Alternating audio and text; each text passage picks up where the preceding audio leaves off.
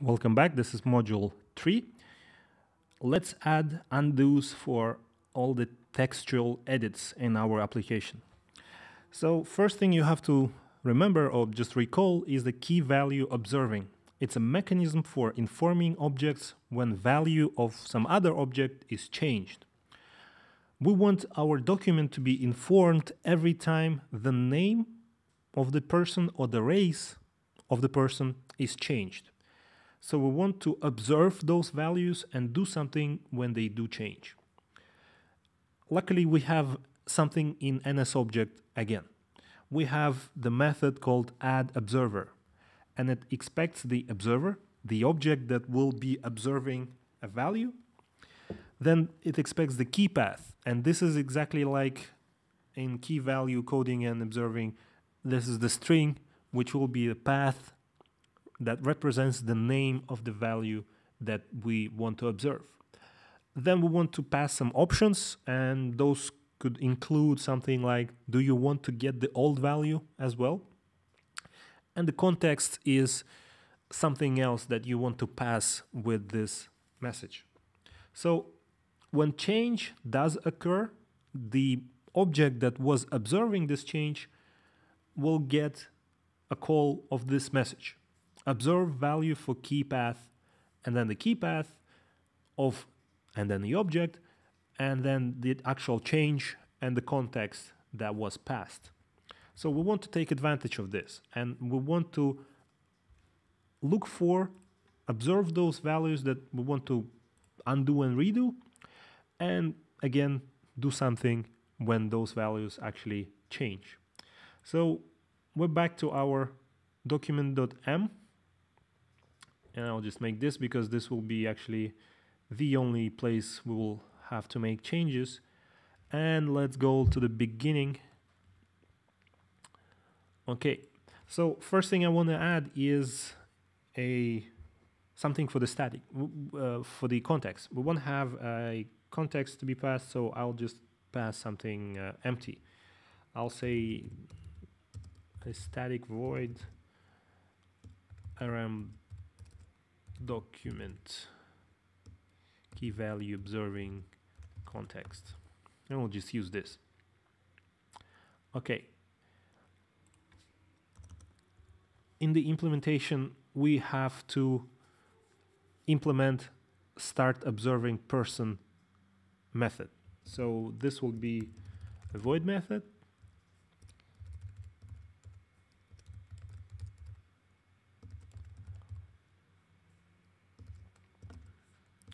and it expects, of course, a pointer to a person. And since person is inherited something from NSObject, we can say person, please add observer. An observer is self, because this is where we are, and this is the object that we want to be the observer of this person. So self, for key path, we have the name. This is the name of the person. For the options, I'll just use ns key value observing option old. And let's just skip this for now. And the context is the address of that pointer. So rm document KVL context. Okay, so we just told the person that we want us to be the observer of it, of the person. This is just for the name, and I want to actually observe. So I'll just copy and paste everything, except that I want, in this case, to observe expected race.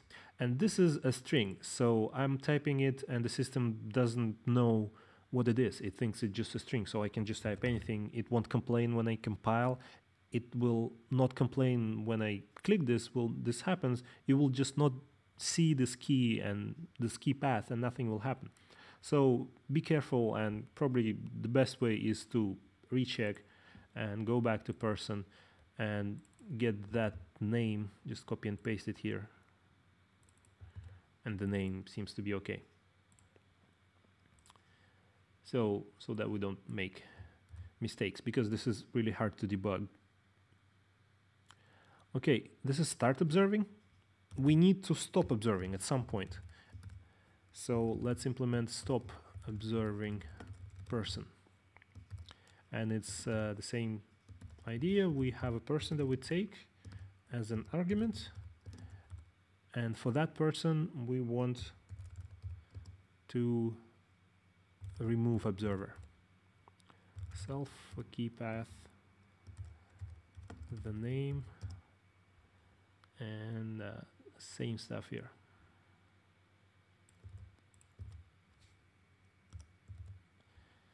No, I don't think it's the same. It's probably, yeah, of course we don't have options because we're removing an observer.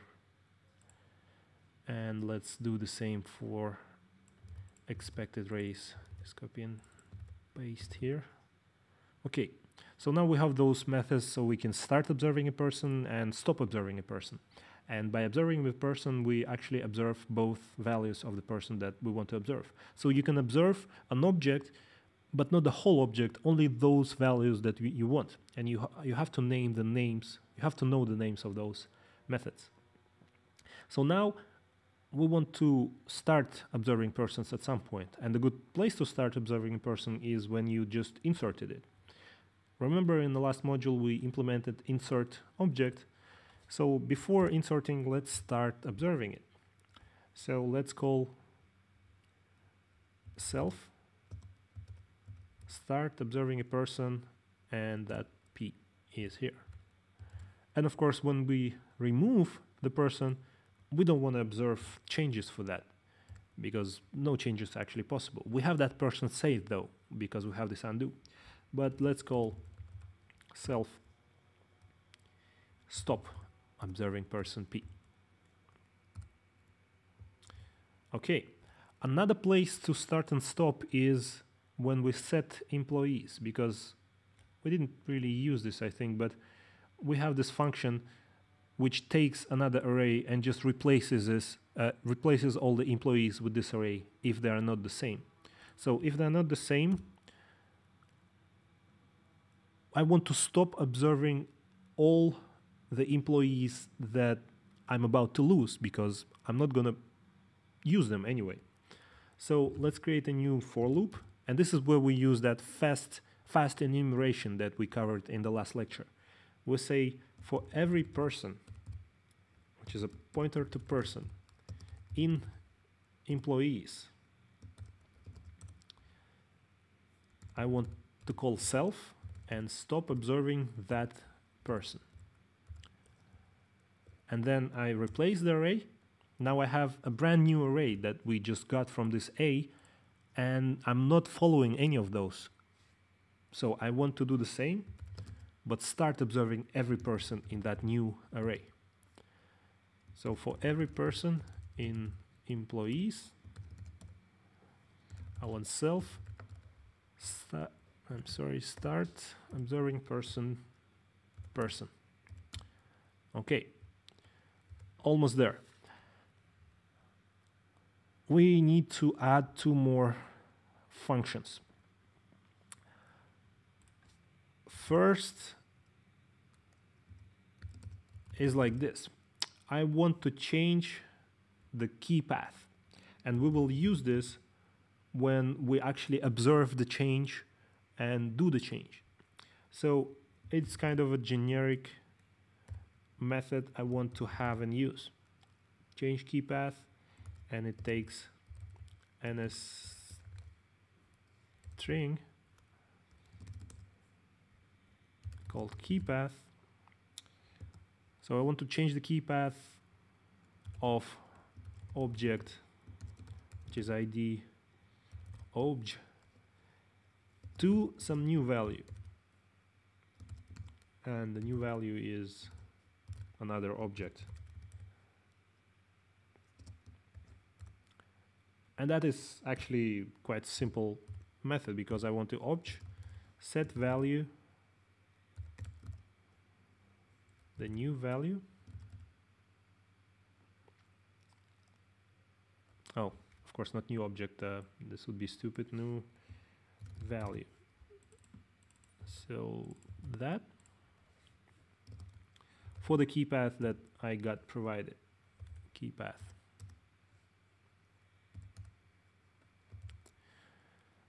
So now I can pass any object and change its key value to something new. It's the value of the key I just passed. So now let's implement the method that will be called when the name of the person or the expected raise of the person is changed, because since we are observing that, the observed value for key path will be called. Remember, this thing will be called when change actually occurs. So nothing will happen if we just run it like this. We just won't see any change. We will be observing changes, but we won't react to those changes in any way.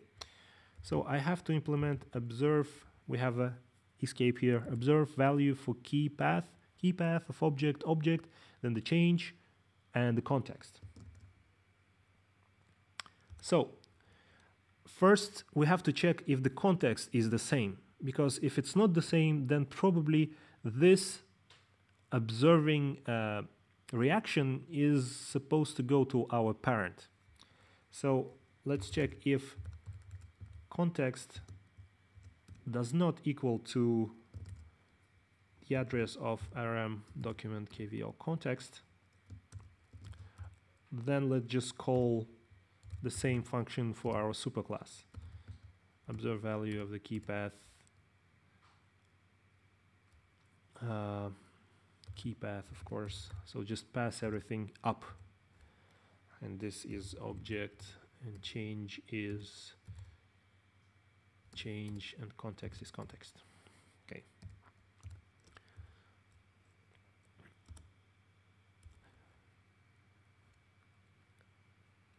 Let's get our undo manager again, because the only reason we're doing this, we're observing it so that we can save it, so we can undo it. So ns undo manager. So everything we did before in the same manner we're doing here. Undo manager like this. Let's get the old value, and old value equals the value of the change object for key, ns key value change old key. I want to get something that was before the change. Now I want to check if it was actually something. So I want to check if it is equal to, and no change is represented by ns null. And ns null is a class, so we have to create a new object, a new instance of ns null. And we have a method, the class method of ns null called null. This will return a brand new null object. And I have to say the old, yeah, of course here, the old value. If it's null, I just have to say it's nil, because nil is what's used, a simple nil. Okay. Now let's actually do our undo, and it's exactly the same way. We have to prepare with navigation target self, because we're still doing it to ourselves, and then change key path, the key path of object. So everything we have here to value the old value.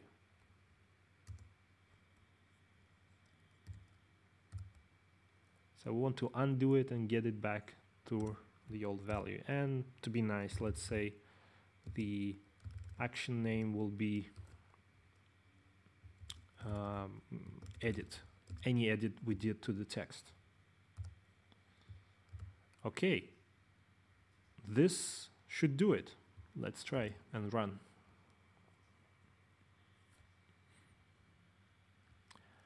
Okay, I add a new thing, And now let me rename this to Jeremiah Joha. And if I command Z, this is back to unnamed person. And I can redo it, redo edit, Jeremiah Joa. And the same should be here. I get it to 67.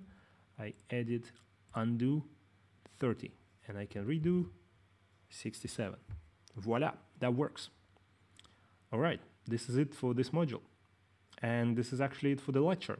So this wasn't too exciting, but this is really important. I can't think of an application, except for a game maybe, that where you don't need to have undos and redos. And I actually just got an exception here. So there is probably something bad happening. So we will check about this on the next lecture. You can observe it. And thank you. Bye-bye.